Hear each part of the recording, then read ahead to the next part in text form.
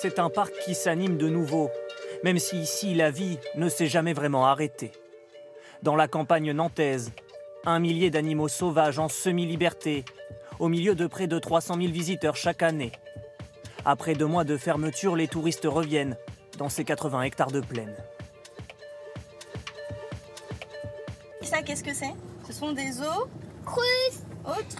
Et les autruches, est-ce que ça va vite? D'abord, regarde. Ça court très très vite. Pour Nolan, 4 ans, et sa petite sœur Elia, l'évasion est totale. Un voyage au plus proche des animaux, l'habitacle de la voiture, pour seule barrière. On est à 17 km d'ici. Donc on s'était dit que c'était l'occasion d'aller voir les animaux. C'était pour prendre l'air aussi. Et oui, c'était soit aller à la plage où on allait se retrouver avec plein de monde, soit être un peu plus entre nous. Ce safari, c'est pour beaucoup la première sortie post-confinement, avec la joie de regoûter au plein air, à condition de prendre certaines précautions. Le long du parcours piéton, du coup, on va arriver sur une petite zone de contact. On va vous demander si vous voulez bien passer au niveau du gel hydroalcoolique. Et si vous en avez, portez le masque. le rappel des consignes est le bienvenu. C'est très rassurant, surtout avec des enfants en bas âge. Nous, ça nous rassure de savoir qu'il y a toutes les mesures de protection à disposition. Port du masque recommandé pour protéger les visiteurs, mais aussi les animaux, car dans l'enclos, les lémuriens se promènent librement et tous les réflexes ne sont pas encore pris. Ah, faut pas la toucher, d'accord, pardon. Même le masque n'est pas toujours porté.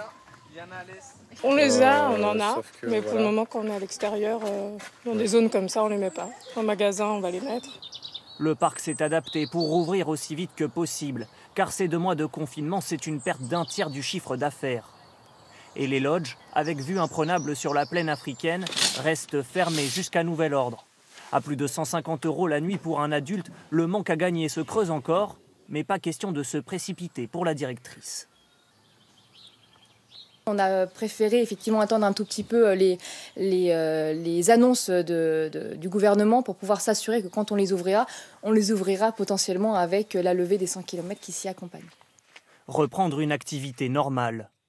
Confinement ou pas, il y a pour les parcs animaliers quelque chose d'immuable. Tous les soirs, pour les éléphants, au moment de regagner leur abri, Bamba, moving. Non.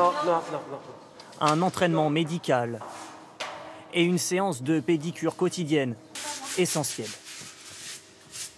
Un éléphant peut décéder d'un abcès au pied.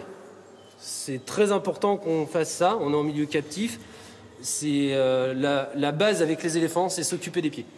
Leur rythme à eux n'a pas changé, mais c'est tout le parc qui se cherche un second souffle face à un été qui s'annonce déjà décisif.